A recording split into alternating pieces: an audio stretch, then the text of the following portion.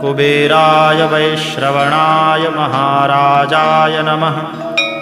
ॐ स्वस्ति। साम्राज्यं भोज्यं स्वराज्यं वैराज्यं पारमेष्ठ्यं राज्यं महाराज्यमाधिपत्यमयं समन्तपर्यायी स्यात् सार्वभौमः सार्वायुष आन्तादापरार्धात्।